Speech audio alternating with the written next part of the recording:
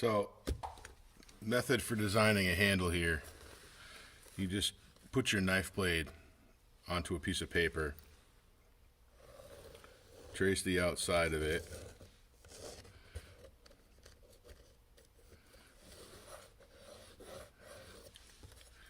sketch in your plunger if you have one.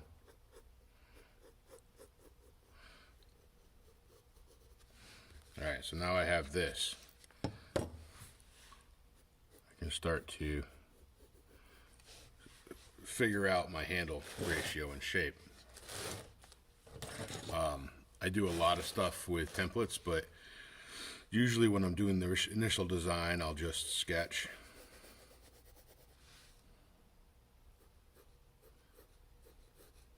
I want to make sure my reveal is even on both sides, or below.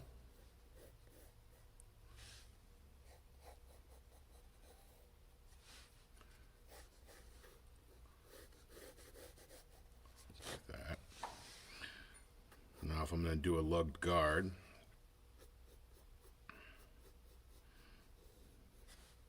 just kind of play with it until it looks right.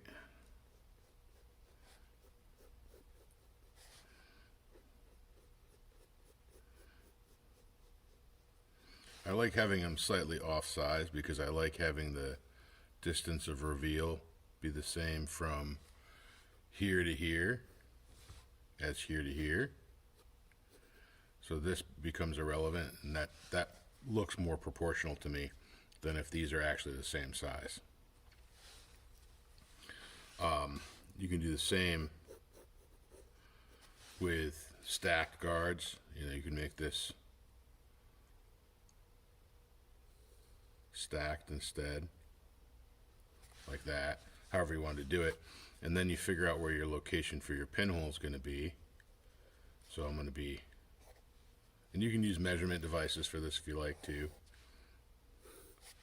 I want to see my pinhole be either a quarter, a third, a half.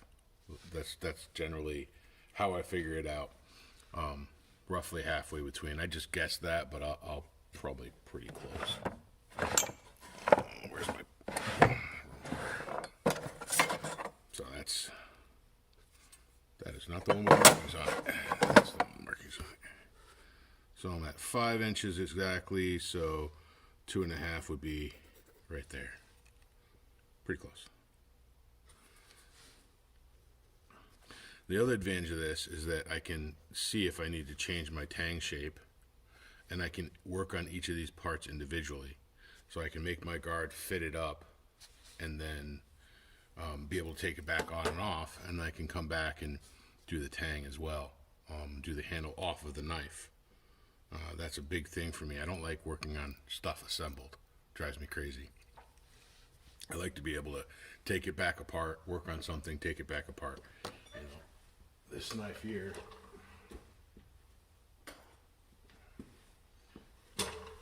this knife was designed the same way.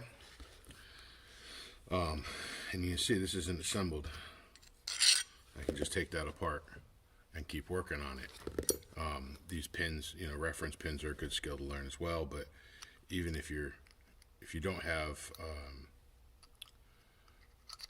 get back on there.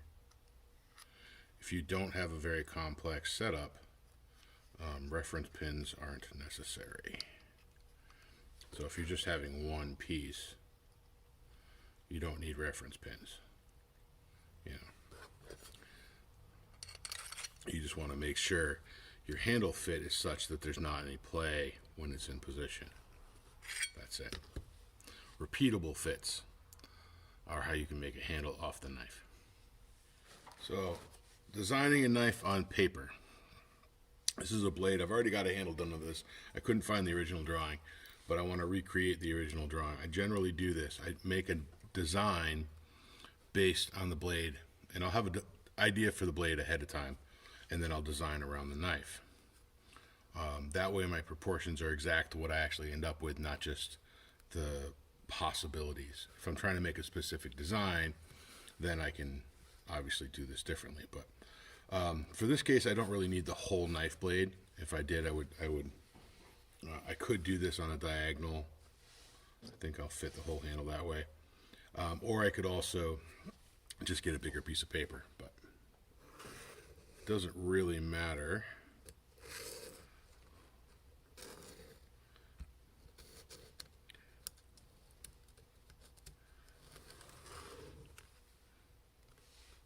All right, so sketch my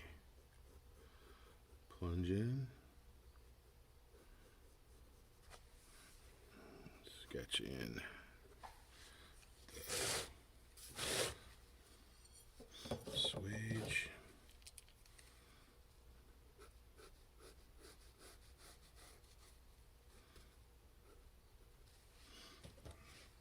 Alright, so now I want to do a coffin handle on this knife, right? So I'm going to start by putting my guard shape here.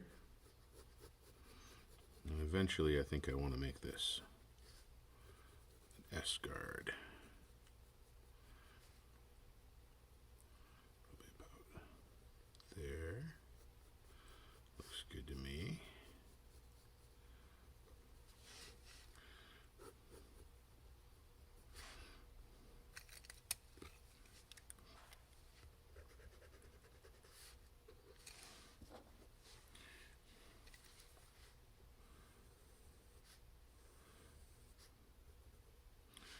And then the shape of this, I think I'm going to do a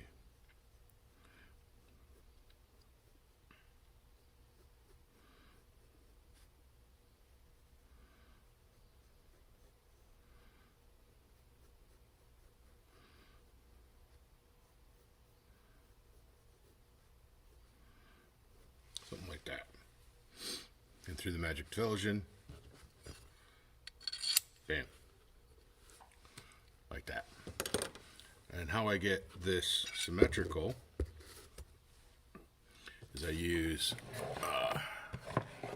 templates, which are not in the drawer. I thought they were in, but they're just the half shape of this cut out of some cardstock or G10, and then I reference it off the corners of here, and I can trace down the right way. I can trace the shape onto the top and then cut down to my shape. So that's there. So now what I need to do is figure out my next step. My shape here. Continue this on. I usually want about a 5-inch handle for a knife like this, so about here-ish. Kind of a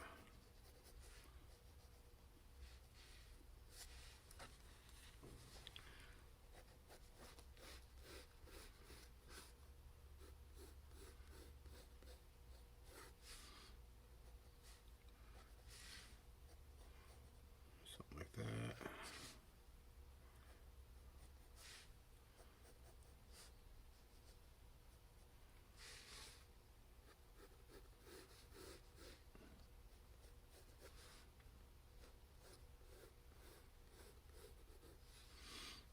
And then I want to put some spacers in here.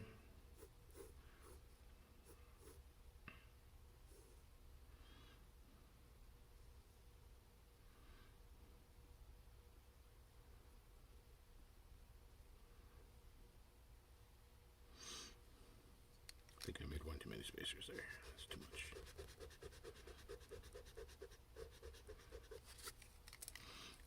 Do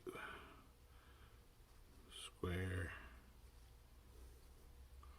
rounded, square, rounded, and find center. Roughly there-ish. Alright, so now I've made all these parts. So, pretty close. I think this one actually ended up 4.5. Yeah, it's 4.5.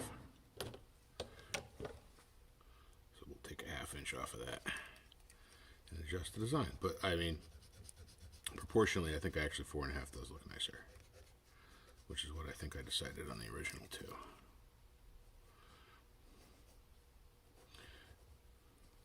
But this way you can kind of view the proportions of the knife before you actually build the handle, which is sort of nice, because you know when things don't look right.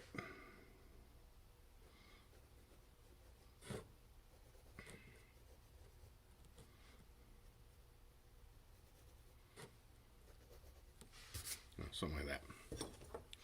There we go.